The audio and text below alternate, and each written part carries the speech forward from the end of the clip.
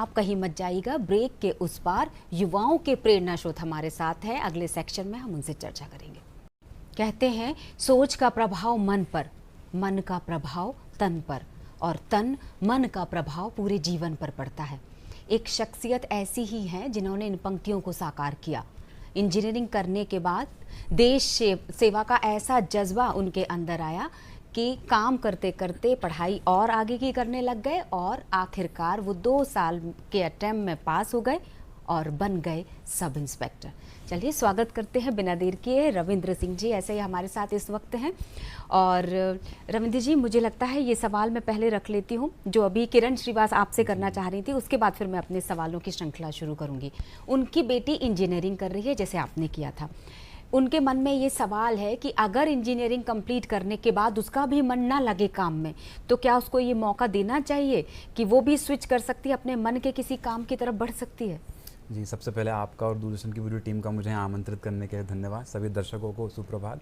और किरण जी का सवाल है, मैं जवाब देना चाहूँगा कि आप अपनी बेटी से सबसे पहले पूछिए उनका इंटरेस्ट किस में है। यदि उनका इंजीनियरिंग में इंटरेस्ट है तो बिल्कुल उनको उसी में आगे करने दीजिए। यदि उनका किसी दूसरी जॉब में इंटरेस्ट है तो वहाँ पर आप उनसे पूछिए कि उनका किस चीज़ में इंटरेस्ट है।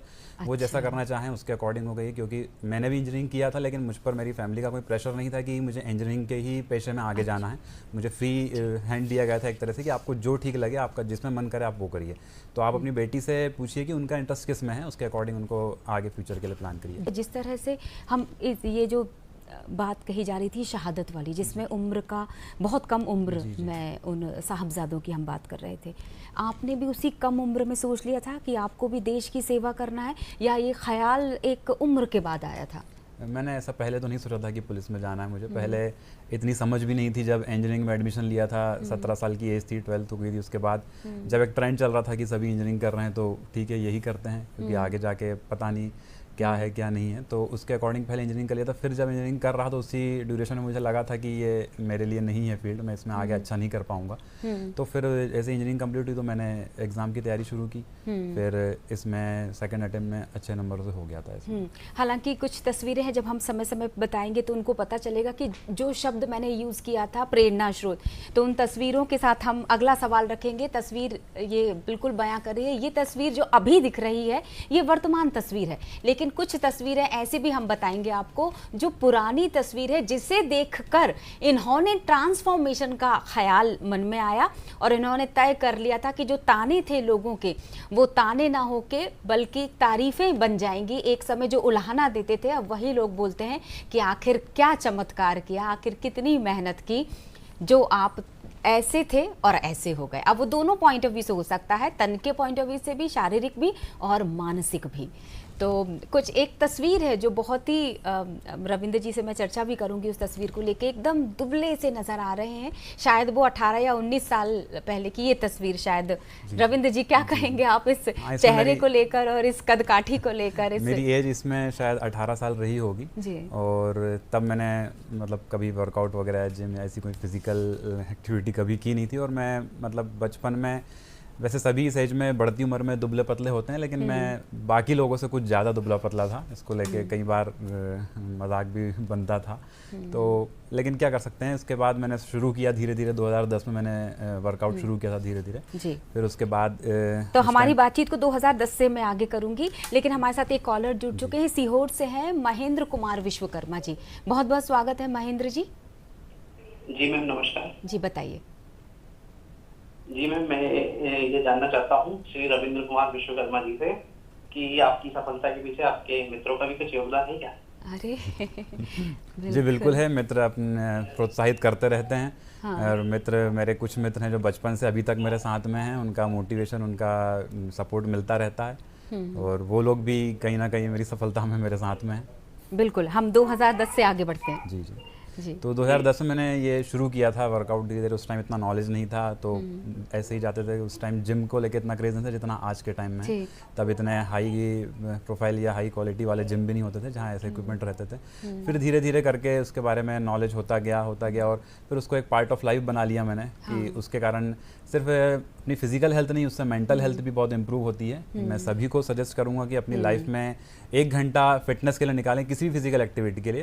यदि आप स्ट्रेंथ ट्रेनिंग करते हैं, वॉक करें, रनिंग करें, साइकिलिंग करें, कुछ भी, लेकिन 1 घंटा आप निकालेंगे, आप काफ़ी अच्छा फील करेंगे। कॉन्फिडेंस आता है, सेल्फ कॉन्फिडेंस फील करते हैं आप लोग। और मैंने फिर यही शुरू किया तो मुझे अच्छा फील होने लगा था। तो और कहीं ना कहीं मेरी जॉब में भी इसका बहुत योगदान है।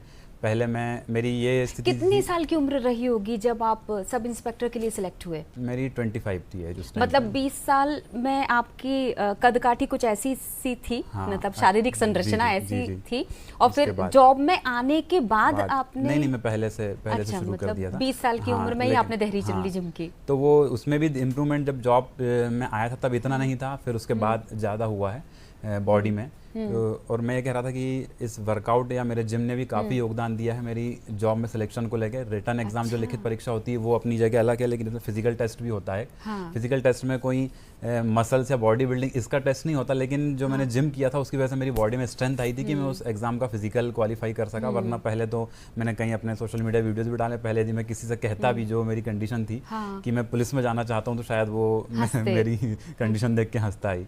तो इसने बहुत, मतलब जिम ने भी मुझे काफ़ी सपोर्ट किया है कि इस लेवल पर आने में। जो आपके फॉलोअर्स देख रहे होंगे जी, इस जी, जी। कार्यक्रम को, आपको तो पता ही होगा कि ये बहुत जाने माने यूट्यूबर भी हैं और इन्फ्लुएंसर भी हैं, सोशल मीडिया इन्फ्लुएंसर।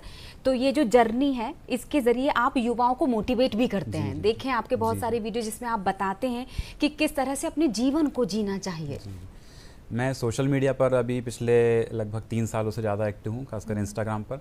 और वहाँ पर मैं कुछ ऐसी पोस्ट करता हूँ जिनको देख के युवा मोटिवेट भी होते हैं और कहीं उनके सवाल भी होते हैं या उनको कोई इन्फॉर्मेशन देना होती है या साइबर या दूसरे तरह के फ्रॉड से अलर्ट करना है, उस तरह की वीडियोज़ और पोस्ट करता रहता हूँ। पूरे इंडिया से मेरे पास कई कॉमेंट और मैसेज आते हैं कि सर आपको देखकर हमने तैयारी शुरू की थी और आज हमारा सिलेक्शन हो गया है। पूरे इंडिया में कई अदर स्टेट से आते हैं, तो उसको देख के भी खुशी होती है कि यदि एक युवा हमें देख के एक सही दिशा में जा रहा है तो अच्छा। वरना आजकल लोग नशे की तरफ या इस तरफ भी बढ़ रहे हैं, तो हम लोग कम से कम ये कर रहे हैं कि इसको देख के लोग एक सही दिशा में जा रहे हैं। तो बड़ा अच्छा फील होता है कि एक सोशल मीडिया का एक पॉजिटिव यूज़ ये भी है कि आप इस तरह से युवाओं को मोटिवेट कर सकते हैं, उन्हें एक सही दिशा दिखा सकते हैं। बिल्कुल। ये सवाल मैं इसलिए रखना चाहूँगी कि बहुत सारे लोग जो अभी आपको देख भी रहे होंगे, जो आपको लगातार सुनते और देखते चले आ रहे हैं यूट्यूब के माध्यम से। यूट्यूब से याद आया कि हम लाइव स्ट्रीमिंग पर हैं, यानी अभी भी आपके पास समय है रविंद्र जी से सवाल रखने का। तो 0755-266-0049 या फिर 1800-233-0040। सवाल ये है कि जब आपको लोग देखते होंगे तो पहला ख्याल ये आता होगा कि मॉडल पुलिस, ठीक है, दबंग पुलिस अलग तरीका होता है। तो आपको ये सुनना ज़्यादा अच्छा लगता है या आपको लगता है कि कद काठी और शारीरिक संरचना से परे भी आपकी अपनी एक पहचान है? वो अपनी जगह अलग है, लेकिन ये सुनना इसलिए भी अच्छा लगता है। पुलिस की इमेज एक थोड़ी सी इंडियन पुलिस की खासकर थोड़ी सी ऐसी है कि अनफिट होते हैं। लेकिन मैं लोगों से कहना चाहूँगा आजकल ट्रेंड बदल रहा है और वो अनफिट भी अपनी मर्जी से या शौक से नहीं है। पुलिस का रूटीन शेड्यूल ऐसा है, लोगों को ज़्यादातर पता नहीं है। पुलिस का पूरा जो काम रहता है वो इतना हेक्टिक रहता है, दिन भर की ड्यूटी, खाने और सोने का टाइम नहीं रहता, उस वजह से ये चीज़ें हो जाती हैं। लेकिन मैं कोशिश करता हूँ कि अपने आप को फिट रखूँ। तो हाँ, यदि कोई कहता भी है कि मॉडल पुलिस है तो ठीक है, कम से कम एक पुलिस की पॉजिटिव इमेज जा रही है कि नहीं, आजकल पुलिस वैसी नहीं है जैसा सोचा जाता था, कुछ चेंजेस आ रहे हैं। अच्छा, जब आप बात कर रहे थे ना कि पुलिस की नौकरी वाकई 24/7 वाली होती है, तो इस 24 घंटे 7 दिनों में लगातार व्यस्त रहने वाले रविंद्र जी क्या उस रूटीन को फॉलो कर पाते हैं जो सालों पहले करते थे? थोड़ा कई बार डिस्टर्ब हो जाता, लेकिन ऐसा नहीं है। मैं कई लोगों से कहता हूँ 1-2 दिन डिस्टर्ब हो जाता तो लोग सोचते हैं कि अब छोड़ देते हैं इसको, नेक्स्ट वीक से शुरू करेंगे या नेक्स्ट मंथ से शुरू करेंगे, लेकिन मेरा ऐसा नहीं है। यदि 1-2 दिन डिस्टर्ब हो भी है तो बाकी के दिन में उसको कवर कर सकते हैं हम, क्योंकि रूटीन पुलिस का ऐसा है कि हफ्ते के 7 दिन एक जैसा नहीं रहेगा। मैं भी यदि चाहता हूँ कि हफ्ते के 7 में से 6 दिन वर्कआउट कर लूँ, जिम चला जाऊँ, तो वो पॉसिबल नहीं हो पाता, लेकिन कोशिश रहती है 3 या 4 दिन भी हो जाए तो कुछ नहीं से कुछ सही। बिल्कुल सही। उत्तर प्रदेश से एक कॉल है हमारे पास, गुरवंत सिंह जी हमारे साथ फोन लाइन पर जुड़े हैं। जी गुरवंत जी, सवाल बताइएगा।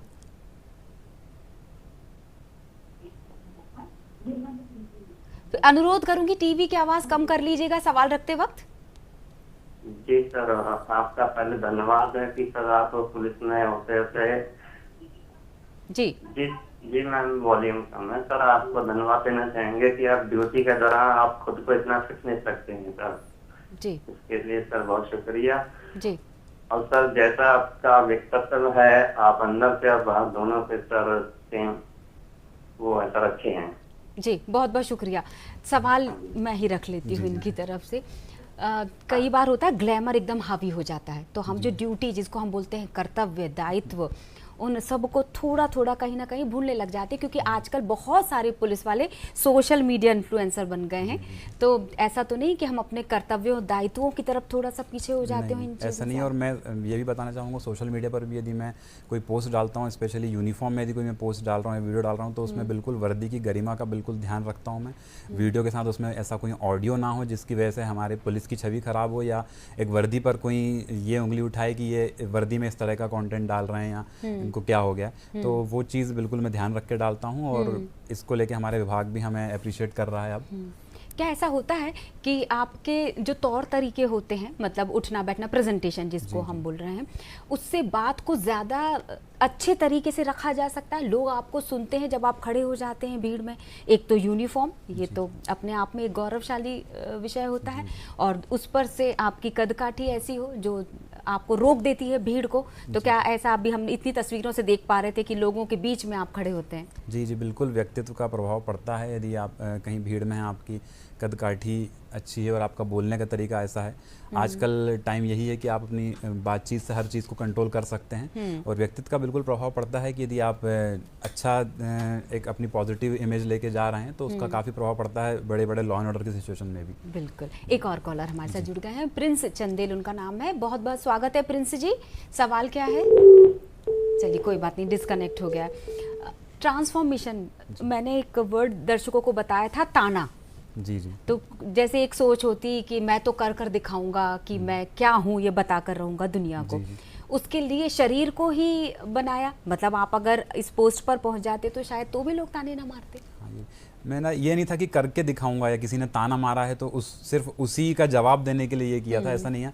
वो उस टाइम ये सिचुएशन थी कि जब बहुत दुबला पतला हुआ करता था, लोग ताने मारते थे, हंसी उड़ाते थे, तो उस टाइम मुझे नहीं पता था कि आने वाले 10 साल में मैं इतना चेंजेस ले आऊँगा अपने आप में। लेकिन उस टाइम उस चीज़ को सहते थे, और ये नहीं था कि भाई इन्हीं को जवाब देने के लिए करना है, खुद अपने लिए करना है, अपनी पर्सनालिटी में इंप्रूवमेंट करना है। इसलिए ये चीज़ शुरू की कि वर्कआउट शुरू किया, अच्छी एक लाइफस्टाइल फॉलो करो, अच्छी डाइट लो प्रॉपर। तो उस वजह से काफ़ी इंप्रूवमेंट मुझ में हुआ। लेकिन आप जैसा कह रही हैं कि ताने को जवाब देने के लिए दिमाग में ये नहीं था बिल्कुल भी कि नहीं अब किसी ने ताना मार दिया तो मैं ये करके दिखाऊंगा, ऐसा तो नहीं था बिल्कुल। परिवार में और भी कोई है जो इस विभाग से जुड़ा हुआ है? नहीं, मैं परिवार में पहला हूँ जो पुलिस विभाग में हूँ।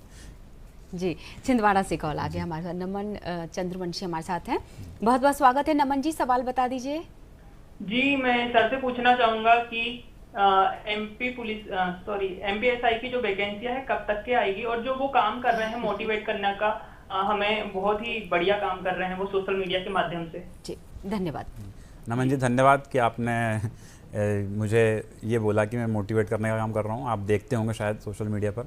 और एमपीएसआई की वैकेंसी का ऐसा अभी कोई ऑफिशियल न्यूज़ पुलिस विभाग की तरफ से नहीं है, लेकिन सुनने में आ रहा है कि आ सकती, क्योंकि 6-7 साल हो चुके हैं और फोर्स की कुछ कमी भी है डिपार्टमेंट में, तो आ सकती है। काफ़ी टाइम हो गया, लेकिन ऐसी कोई ऑफिशियल न्यूज़ अभी मेरे पास नहीं है। मध्य प्रदेश में ना ऐसे सचिन जी तो बहुत चर्चित पर्सनालिटी हैं, उन्होंने शायद ये ट्रेंड शुरू किया।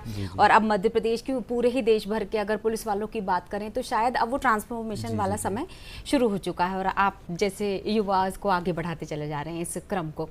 क्या कभी ऐसा होता है कि जब आप सब किसी समारोह में मिलते होंगे, सचिन जी आपके सीनियर हैं, ऐसे और भी सीनियर होंगे जो बॉडी बिल्डर या फिर इस तरह की पर्सनालिटी को मेंटेन कर रहे हैं, तो किसी तरह की जैसे प्रतिस्पर्धा होती है ना? नहीं सर, वो सचिन सर तो आईजी होने वाले हैं, अभी डीआईजी हैं। वो पहले भोपाल में रहे हुए हैं, तब 1-2 बार उनसे मिला हूँ। बाकी ऐसे किसी समारोह में ऐसा आमना सामना मतलब पर्सनल उसमें नहीं हुआ है। ऑफिशियली ही 1-2 बार मिले जब वो भोपाल में थे तब। तो मतलब इस तरह की कोई प्रतिस्पर्धा? हाँ, अच्छा, मैं डाइट का ज़रूर पूछना चाह रही थी कि जिस तरह से भागदौड़ भरी जिंदगी रहती है, अगर पुलिस वाले ना हो तो शायद सुरक्षा हाशिए पर ही आ जाए, तो कैसा रूटीन होता होगा चलते फिरते? क्योंकि अच्छी खासी डाइट आप फॉलो करते ही होंगे, डाइट चार्ट आपके साथ चलता होगा, लेकिन उसको मेंटेन करना एक चैलेंज है। मैं कई बार पुलिस की ड्यूटी हमारी ऐसी होती है, टाइम फिक्स नहीं, कई बार लंच डिनर भी स्किप हो जाता है हमारा। तो मैं इसके लिए अपने साथ में कुछ ऐसे रेडी टू ईट फूड्स जो हाई प्रोटीन रहते हैं वो, ड्राई फ्रूट्स या फ्रूट्स वगैरह इस तरह के रखता हूँ कि यदि मुझे भूख लग रही है या मेरा खाना स्किप हो गया है तो उसमें मुझे कुछ ऐसी चीज़ बाहर से स्नैक्स टाइप का ऐसा ना खाना पड़े जो अनहेल्दी है। तो ऐसी चीज़ों के लिए मैं अपने साथ में ही कुछ खाने की अच्छी चीज़ें जो मेरी डाइट में पार्ट हैं वो अपने साथ रखता हूँ, स्पेशली ड्राई फ्रूट्स होते हैं जिनमें, और कुछ मैं घर से ही रेडी करके रखता हूँ इमरजेंसी के लिए फूड की, यदि ये जी खाना वगैरह नहीं हो पाया तो ये खा लेंगे। बिल्कुल। यहाँ तो दर्शक आपसे सवाल कर ही रहे हैं, ऐसे बहुत सारे सवालों से तो आप रोजाना ही दो चार होते होंगे। कोई अच्छे या कुछ ऐसे अनुभव जो ये कार्यक्रम के माध्यम से आप शेयर करना चाहें? मुझे यही है कि अभी भी जैसे हम राजस्थान घूमने गए थे तो वहाँ पर भी कई लोग मिले हर जगह पर, तो तब पता चला सोशल मीडिया की पावर क्या है कि मैं सोचता था कि ये चलो भोपाल में ही कई लोग जानते होंगे, लेकिन राजस्थान के लोगों का प्यार भी काफ़ी देखने को मिला। जहाँ भी जा रहे थे वहाँ काफ़ी लोग कह रहे सर हम आपको जानते हैं, आपसे मोटिवेट होते हैं। उत्तर प्रदेश से भी फ़ोन आया था अभी हाँ, उत्तर आपके प्रदेश लिए। से। और कई स्टेट से मैं बता रहा हूँ पिछले 2-3 सालों से मेरे पास आया है कि आपको देख के सर हमने तैयारी शुरू की और हमारा यहाँ सिलेक्शन हो गया, हम मिठाई लेके अब आएंगे आपके पास।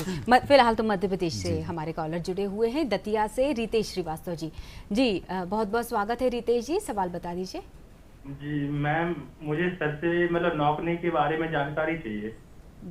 जी, संक्षिप्त में जवाब दे देते। नौकरी का टेस्ट सबसे लास्ट में होता है जब फिजिकल आपका होने वाला होता है उस टाइम पर। तो उसके लिए यदि आपकी नौकरी है तो कुछ एक्सरसाइजेज हैं, यूट्यूब पर भी आप देख सकते हैं, या किसी आप फिजिकल ट्रेनर के अंडर में ट्रेनिंग कर रहे हैं तो वो आपको बता देंगे, काफ़ी इजी एक्सरसाइजेज हैं। और हाँ, नौकरी यदि रहती है तो इसमें समस्या हो सकती है आपको, लेकिन उसको ठीक करने के भी कुछ कुछ तरीके हैं, वो आप अपना सकते हैं। जी, हमारे साथ एक और कॉलर हैं, महिमा उनका नाम है। महिमा जी बताइएगा सवाल क्या है? जी मेरा सवाल ये है कि मैं किस तरीके से इंस्टाग्राम आगे बढ़ के थोड़ी सारी इंस्पिरेशन सुनेंगी। जी बहुत बहुत शुक्रिया, शायद ये भी पुलिस विभाग में जाना चाहती हैं। हाँ, ऐसा कुछ इंस्पिरेशन शब्द सुनाई दिया मुझे। हाँ। यदि आप मानती हैं तो उसके लिए धन्यवाद। जी बताइएगा। काफ़ी बच्चे यही बोलते हैं सर आपसे इंस्पायर हैं हम लोग, और मेरा यही है कि यदि कोई बच्चा मुझे देख के सही दिशा में जा रहा है, कोई एक भी बच्चा, तो मेरा सोशल मीडिया पर इतना सब करना सफल हो जाता है। बिल्कुल, इंस्पायर शब्द की बात की, एक और बात मुझे याद आ गई जब आपने दूरदर्शन में आने का जिक्र किया था हमारे दर्शकों के साथ, इस दूरदर्शन के माध्यम से आपने बताया जब दर्शकों को, तो आप 8 साल की उम्र में दूरदर्शन आए थे। 8th क्लास में था। 8th क्लास में, तो वो वाकया भी शेयर कर ही दीजिए। वो ये था कि 8th क्लास उस टाइम बोर्ड हुआ करती थी, अभी एमपी बोर्ड है या नहीं मुझे नहीं जानकारी है शायद। तो उस टाइम संस्कृत विषय था, उसमें पूरे मध्य प्रदेश में सबसे ज़्यादा मेरे नंबर थे, तो उसके लिए मुझे एक स्कॉलरशिप मिली थी, तो मेरा इंटरव्यू हुआ था। तो उस टाइम आया था जब मैं 8th क्लास में था, और आज दूसरा मौका है। बिल्कुल, तो मतलब दूरदर्शन भूलता नहीं है। नहीं जी, और उन उपलब्धि। जी, अब लास्ट सवाल, कुछ सुझावों और कुछ ऐसे टिप्स जो आपको लगता है ये अच्छा माध्यम है दूरदर्शन के जरिए आप युवाओं को या पूरे परिवार को बताना चाहें? सबसे पहले मैं कहूँगा कि आपकी मन में अपने लिए आगे कुछ करने के लिए जो भी आपने सोचा है वो आप अपने हिसाब से डिसाइड करिए, आपको जो ठीक लगता है वो करिए। यदि कोई कह रहा है, सबसे पहले लोग क्या कह रहे हैं उससे आपको फ़र्क नहीं पड़ना चाहिए, आपको जो अच्छा लगता है आप वो करिए।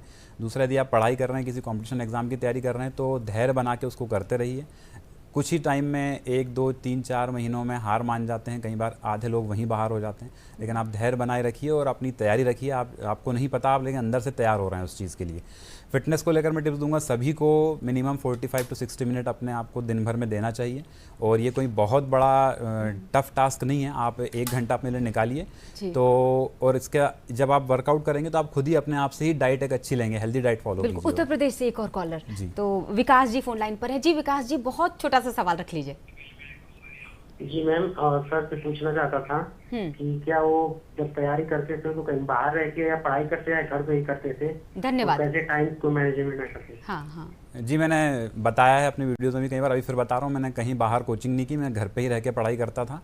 और यदि आप खुद भी सोच रहे हैं यदि जो किसी एग्ज़ाम की तैयारी करने की, तो आपको उसका सिलेबस पता है तो आप घर पे तैयारी कर सकते हैं। मैंने इसकी घर पे ही तैयारी की थी, मैंने कहीं बाहर कोचिंग नहीं की थी इसकी। बिल्कुल सही, मतलब ये ज़रूरत नहीं है इसकी, बस ठानने की ज़रूरत है। ठानने की, और एक मार्गदर्शन आपको मिल जाएगी। आपको कोई, मैं ये भी नहीं कह रहा कोचिंग करना ही नहीं है, यदि आपको ज़रूरत लग रही तो करिए आप, लेकिन मुझे उस टाइम नहीं लगा था, मुझे पता था इसके बारे में, पूरा सिलेबस पता है, कैसे पढ़ाई करना है, किस टाइप के क्वेश्चंस आएंगे, तो मुझे पता था। और कहीं कुछ गाइडलाइन मिला था, कुछ मेरे बड़े भैया लोग थे उन्होंने भी दिया था, तो उसके हिसाब से मैंने घर पे तैयारी कर ली थी। लेकिन आपको यदि गाइडलाइन मिल रहा है कहीं से तो आप वो करिए। कोचिंग यदि आपको ज़रूरत लग रही है तो बिल्कुल कर सकते हैं, लेकिन आपका सवाल था कि मैंने की थी तो मैंने कोचिंग नहीं की थी, घर पे तैयारी की थी। बिल्कुल। हर साल ना नया साल आने वाला है तो उसका रेजोल्यूशन सभी लेते हैं। संक्षिप्त में जवाब ले लेती हूँ, क्या जी, जी। होगा आपका नया रेजोल्यूशन नए साल का? मेरा यही है, अपनी फिटनेस को कंटिन्यू रखूं जैसे 14 साल से कर रहा हूं मैं, और अपने ड्यूटी में अच्छा दूं, अपना 100% दूं। और आप सब भी लोग नए वर्ष में अपने आप को एक नए लेवल पर ले जाने की कोशिश करिए, खासकर फिटनेस, और यदि आप अपने फ्यूचर में कुछ करना चाह रहे हैं कंपटीशन एग्जाम की तैयारी में। बिल्कुल। तो बहुत बहुत शुक्रिया। ऐसा ही रविंद्र सिंह जी इस वक्त हमारे साथ थे तमाम जानकारियों के साथ। और कार्यक्रम देखते रहिए, जल्दी ही फिर मुलाकात होगी। खुश रहिए, स्वस्थ रहिए, मुझे यहीं दे दीजिए। नमस्कार।